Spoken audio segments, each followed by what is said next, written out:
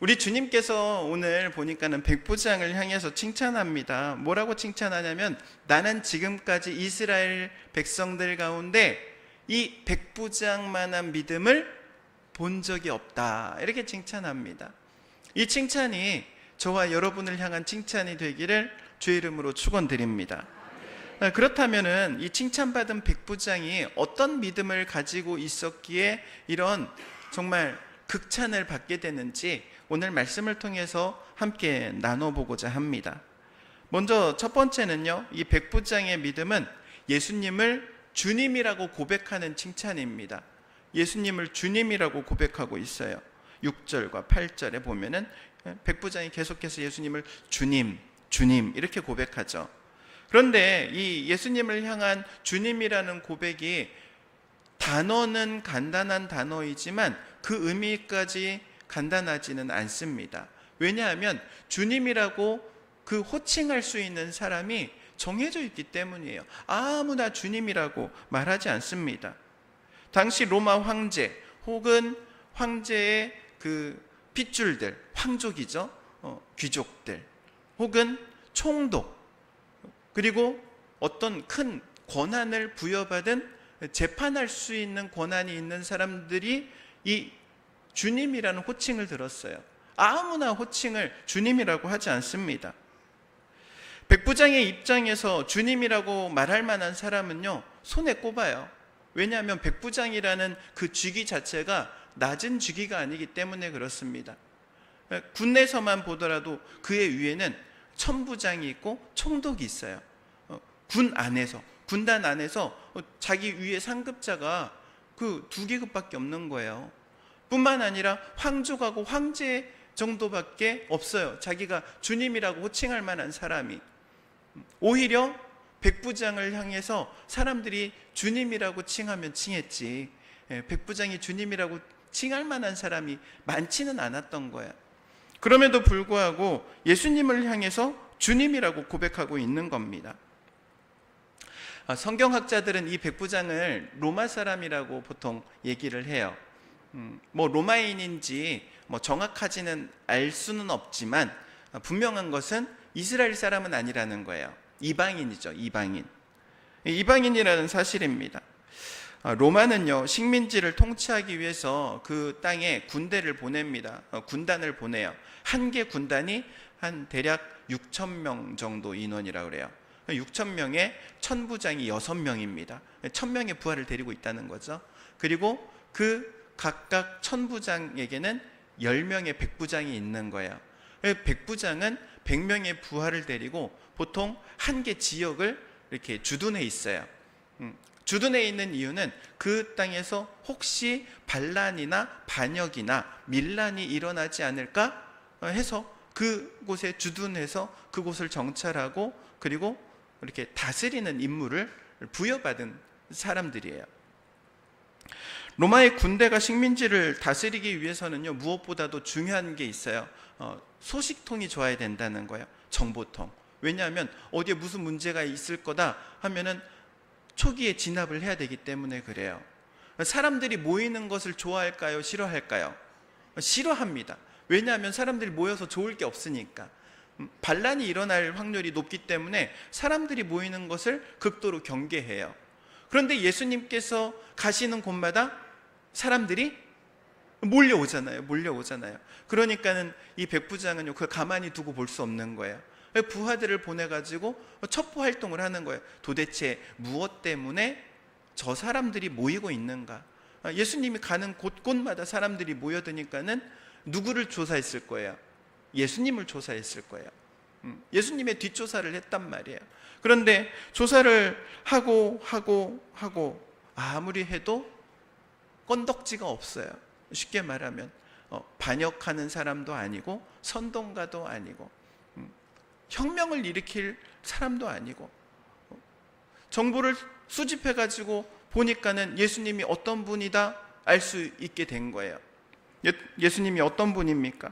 예수님은요, 이스라엘을 뒤집을 혁명가도 아니고 선동가도 아니고 분명히 기적은 일으키는데 또 선지자도 아니고, 그래서 그가 결정한 것이, 야, 정말 소문대로 예수님은 하나님의 아들이구나라는 사실을 깨달은 거예요.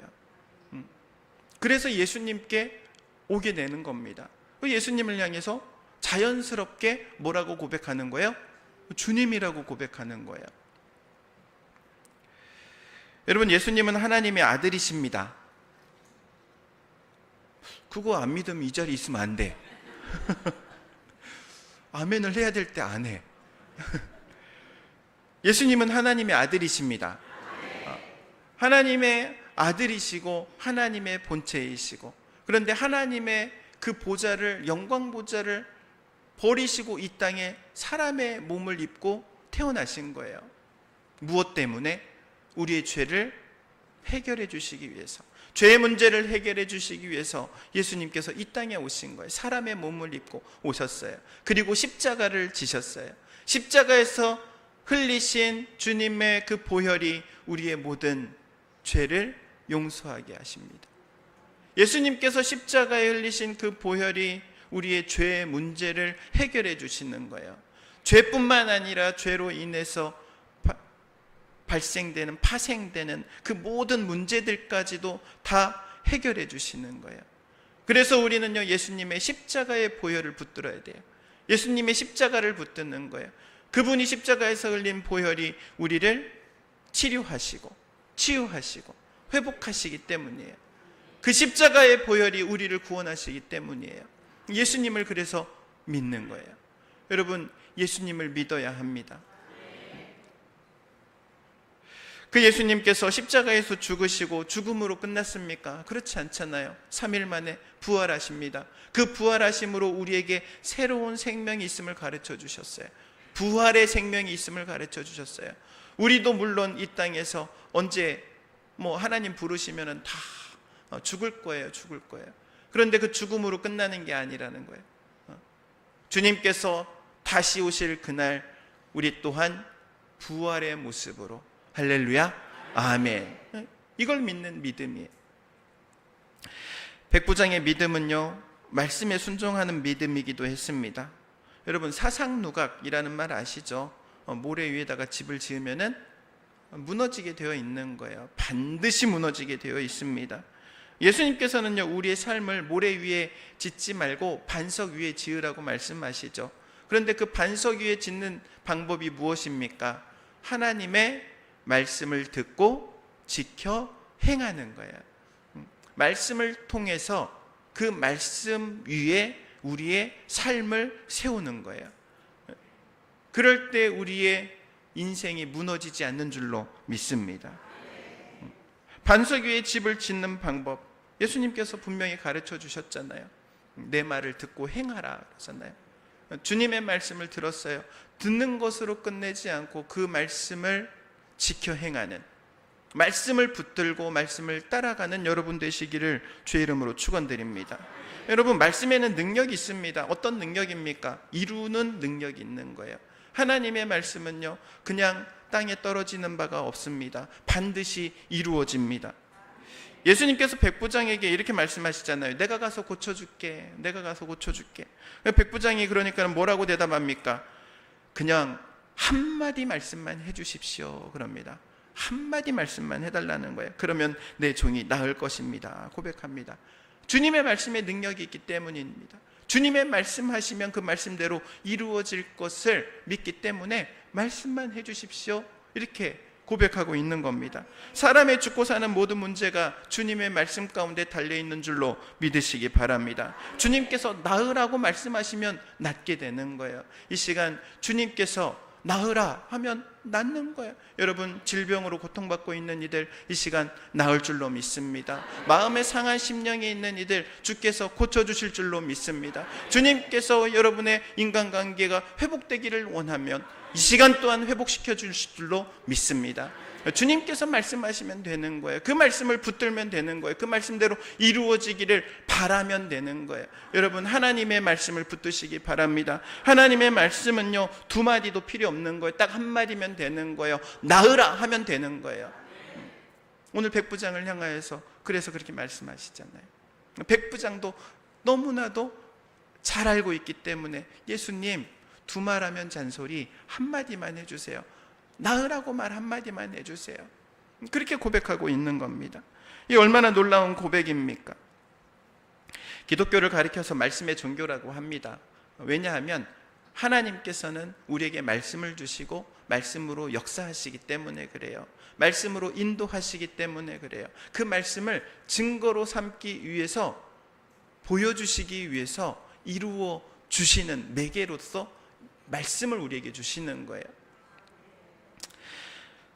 여러분, 마리아에게 천사가 찾아오죠. 그리고 이 마리아를 향하여서 잉태할 거라고 말합니다. 처녀의 몸인데, 마리아가 뭐라고 합니까? 저는 처녀인데요, 저에게 어떻게 이런 일이 일어날 수 있습니까?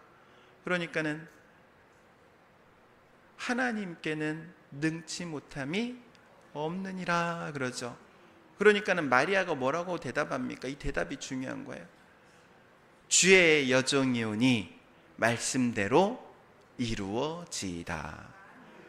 말씀대로 이루어지는 거예요. 말씀에 놀라운 위력이 있습니다. 가나의 혼인잔치, 여러분 물이 포도주로 바뀌는 사건 너무나도 잘 아시잖아요. 주님께서는 딱 한마디 하시죠.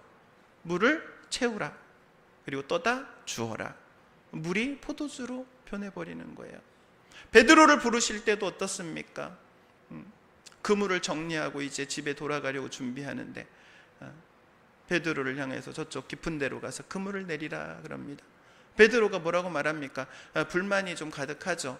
우리가 밤새도록 그물을 내렸지만 물고기 한 마리 못 잡았는데, 그래도 주님 말씀하시니까 그 말씀 의지해서 한번 해보겠습니다. 그 말씀에 의지해서 그물을 내렸더니 놀랍게도 수많은 물고기를 잡게 되는 거예요. 말씀에 의지하는 자에게 하나님의 능력이, 그리고 기적과 같은 일들이 이루어지게 될 줄로 믿습니다. 그래서 기독교를 가리켜서 말씀의 종교라고 하는 거예요. 말씀하시면 그 말씀대로 이루어지기 때문에 그렇습니다. 말씀할 때, 그 말씀 앞에 순종할 때 역사가 일어나는 겁니다. 오늘 본문에서 보면은요, 아이러니가 있습니다. 어떤 아이러니입니까?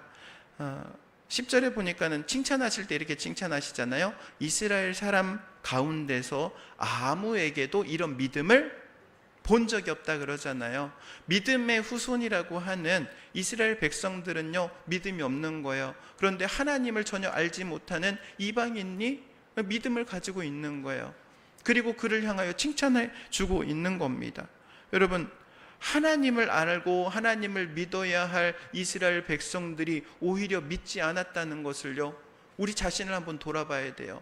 내가 오늘날 하나님을 믿는다고 하고 예수님을 믿는다고 하고 신앙생활 한다고 하고 주일날 나와서 예배를 드리는데 과연 나에게는 믿음이 있느냐?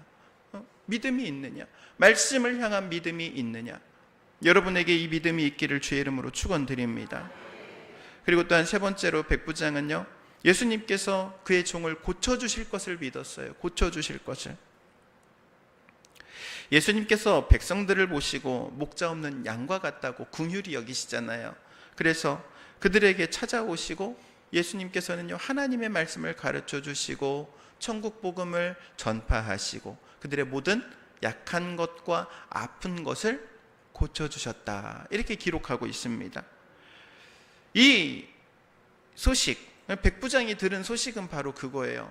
아픈 사람, 약한 사람을 고쳐주셨다는 소식이죠. 그래서 그 자신이 데리고 있는 이 종도 주님께서 고쳐주시면 나을 수 있다라는 것을 믿었던 거예요.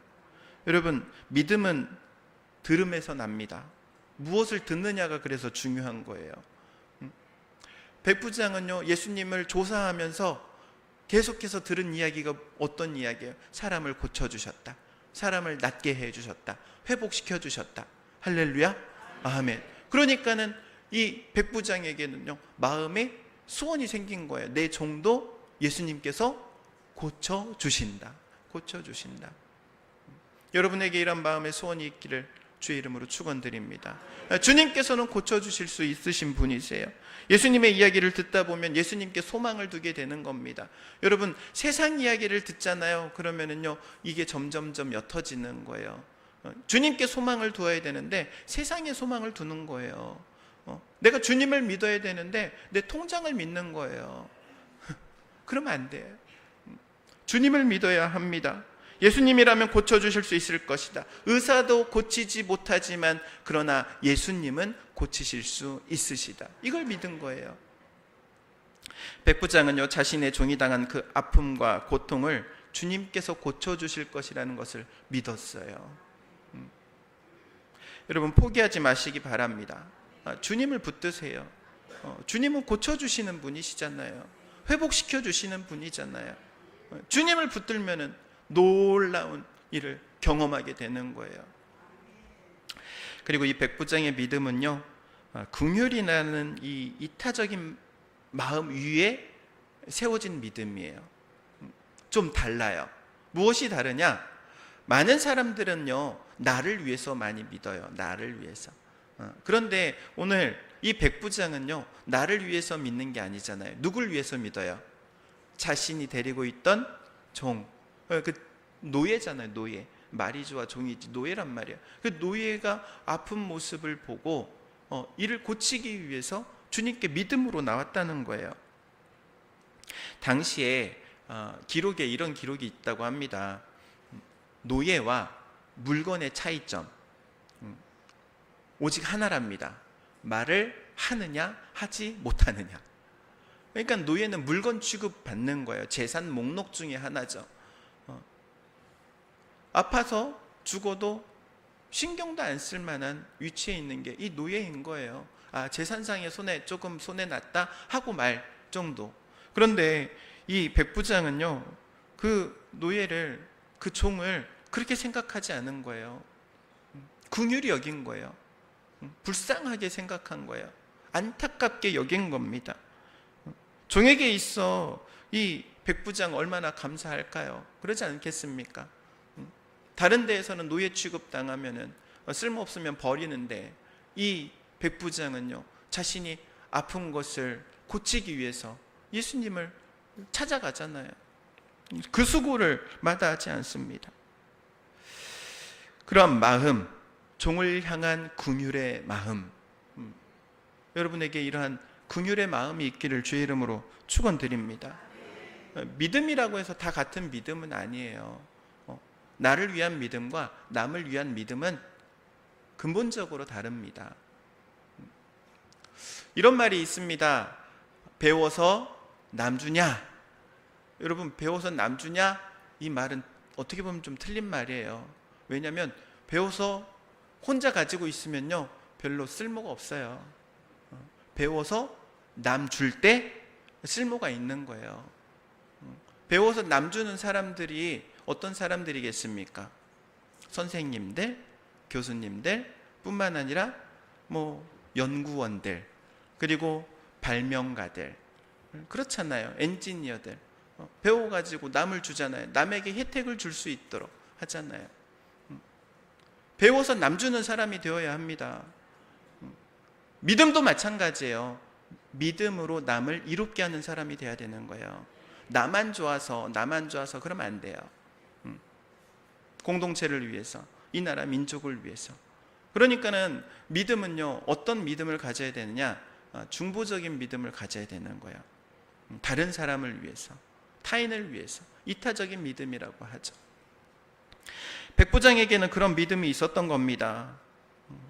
여러분, 우리는 우리 자신에 대해서 한번 진단해 봐야 돼요. 과연 나의 믿음은 어떤 믿음인가? 나만을 위한 믿음을 가지고 있느냐? 아니면 남을 위한 믿음을 가지고 있느냐? 예수님께서는 다음과 같이 우리에게 대의를 주셨어요. 어떤 대의냐면, 너희는 먼저 그의 나라와 그의 의를 구하라. 그의 나라와 그의 의를 구하는 게 무엇입니까? 바로 이타적인 믿음인 거예요. 너희 자신을 위해서가 아니라 그 나라와 그의 의를 위해서 살라는 거예요. 믿으라는 거예요. 그러한 믿음을 가져야 될 줄로 믿습니다. 백부장이 가지고 있던 이 긍휼의 마음은요, 타인을 향한 관심으로 나타나죠. 얼마나 아픈지 알고 있습니다. 얼마나 괴로워하는지 알고 있습니다. 그래서 종의 상황을 그렇게 말하잖아요. 이 종이 중풍으로 인해서 몹시 괴로워하고 있습니다. 얼마나 힘들어하는지 아파하는지 알고 있는 거예요. 이건 그 사람을 향한 관심이 없으면 알 수 없는 일이죠. 이타적이라는 말은요, 다른 사람을 향한 관심의 문제이기도 한 겁니다. 이 백부장은요, 사람에 대한 사랑과 존중의 마음이 있었던 거예요. 약자라고 무시하지 않았던 거예요. 그리고 상대방의 아픔에 대한 공감 능력을 가지고 있었던 거예요. 그게 이타적인 믿음으로 발현된 거예요. 여러분에게 그러한 믿음이 있기를 주의 이름으로 축원드립니다. 그리고 마지막으로 이 백부장의 믿음은요, 겸손 위에 세워진 믿음이에요. 겸손 위에. 8절에 보니까는 나는 주님을 내 집으로 모시기에 뭐가 없다?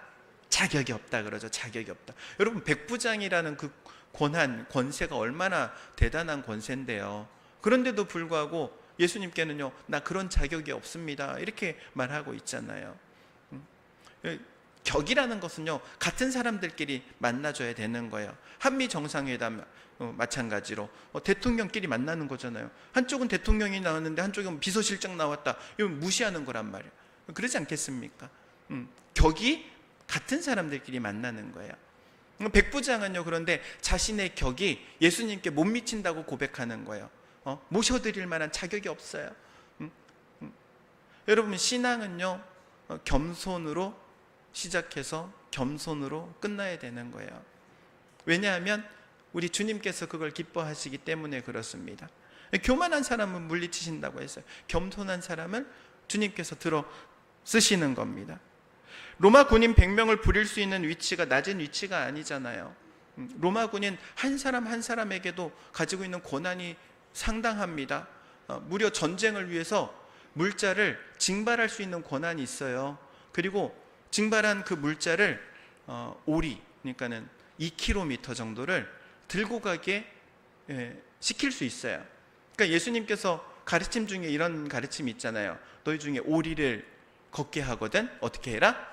심리를 가져라 그러잖아요. 거기서 오리라는 이 이야기가 왜 나오냐면, 이 로마 군인이 강제 징집을 해가지고 이 물자를 맡겨서 싣고 갈 수 있게 하는 합법적인 거리가 오리라는 거예요. 2km.